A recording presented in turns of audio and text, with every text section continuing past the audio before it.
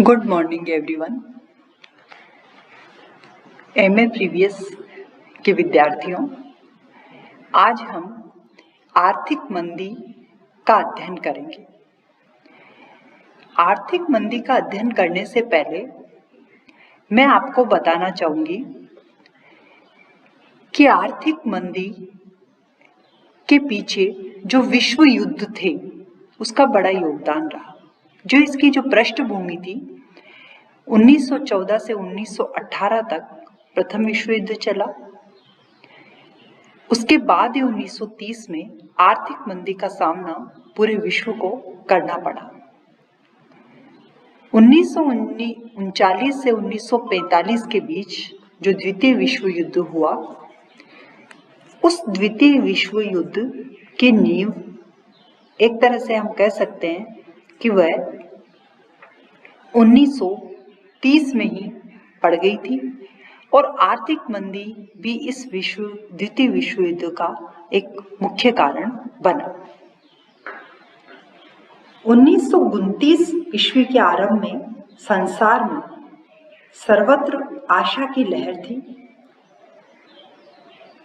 क्योंकि प्रथम विश्व युद्ध की भीषण विभीषिका के कारण जो महान आर्थिक क्षति विश्व के देशों की हुई थी, उसकी पूर्ति भी पर्याप्त मात्रा में हो चुकी थी।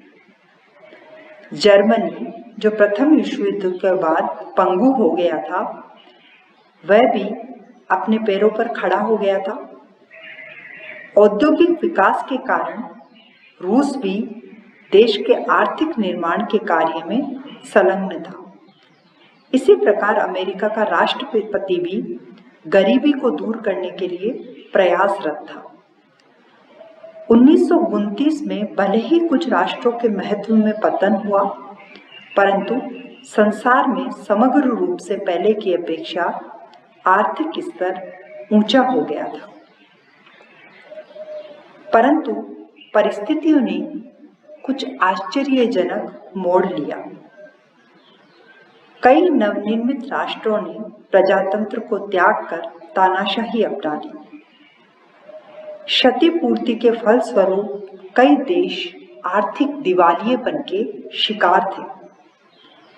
रूस और अमेरिका जैसे बड़े देशों की आर्थिक स्थिति भी जर्जर थी।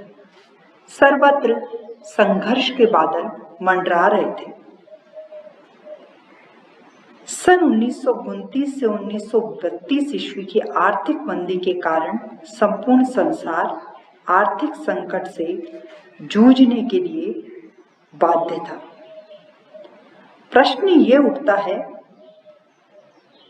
कि इस आर्थिक मंदी के कारण क्या थे। आर्थिक मंदी के कारणों में सर्वप्रथम हम लेते हैं कि प्रथम विश्व युद्ध, आपको पता है 1914 से 1918 में हुआ था। उससे जो उत्पन्न परिस्थितियां थी वह इसका मुख्य कारण बनी।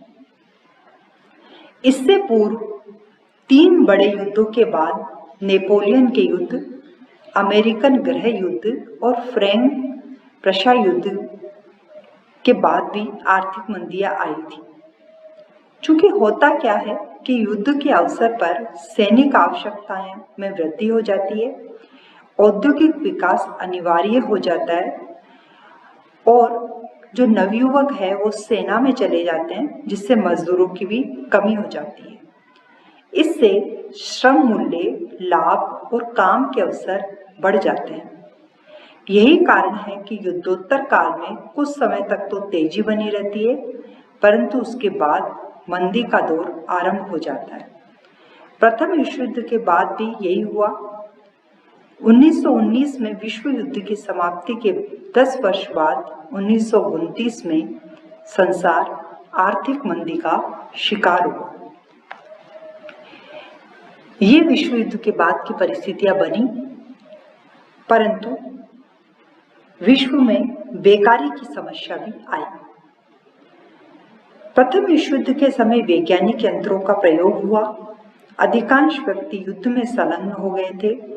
मजदूरों का भी अभाव हो गया था।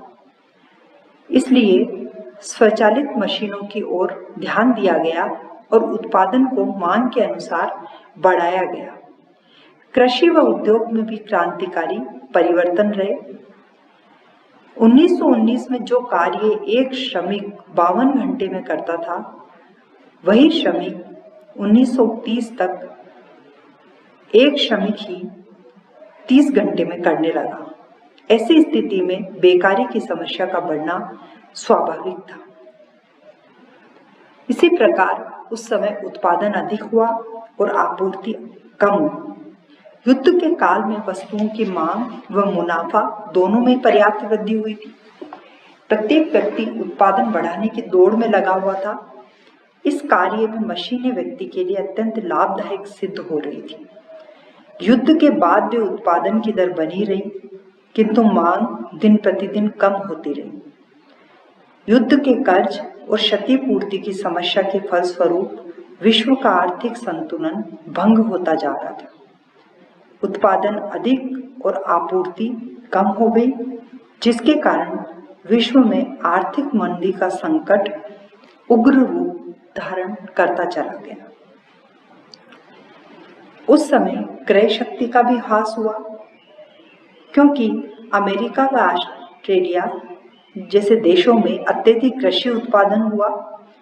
किसानों को अपनी पैदावार का वांछित फल नहीं मिल रहा था और अपने आर्थिक दिवालियेपन के कारण उनकी कारखानों में निर्मित जो चीजें, सामान होता था, माल होता था, उसको खरीदने में भी वो सक्षम नहीं थे।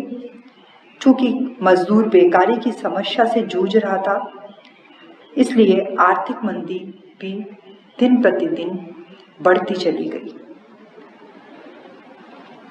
उस समय परिस्थितियां ऐसी बन रही थी कि सारे संसार का जो सोना था वह घूम फिरकर अमेरिका और फ्रांस के बैंकों में जमा हो रहा था। युद्ध से पूर्व कई देशों में स्वर्ण मान का प्रचलन था, किंतु युद्ध के दौरान लोगों ने इसका त्याग कर दिया था। इससे सोने का दाम कम होने लगा था। इसकी दृष्टि से वस्तुओं के दाम भी बढ़ने लगे थे।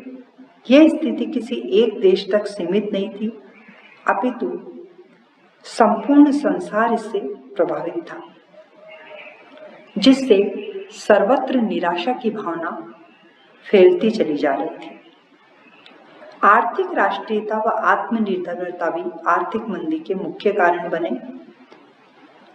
अंतर्राष्ट्रीय व्यापार पर उस समय व्यापक प्रभाव पड़ रहा था। जर्मनी, ब्रिटेन और अमेरिका जैसे बड़े देशों की आर्थिक स्थिति पर भी इसका बुरा प्रभाव पड़ा। सभी राष्ट्र औद्योगिक दृष्टि से स्वावलंबी होना चाहते थे। उन्होंने दूसरे देशों के माल पर भारी चुंगी लगाई और उनका अपने देश में आगमन प्रतिबंधित कर दिया।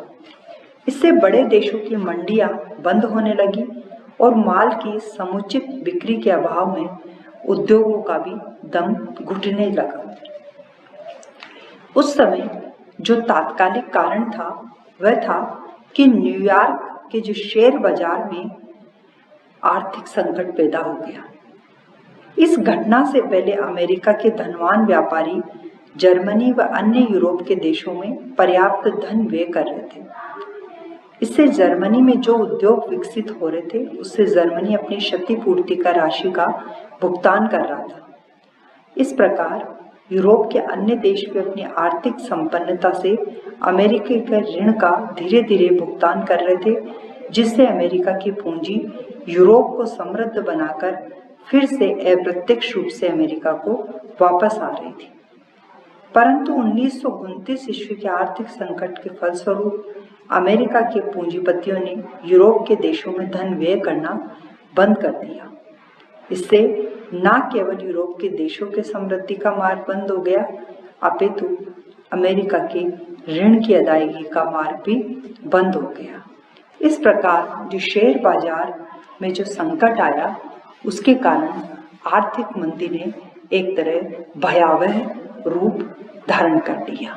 इसका अगला पाठ हम आर्थिक मंदी के पार्ट 2 में अध्ययन करेंगे। धन्यवाद।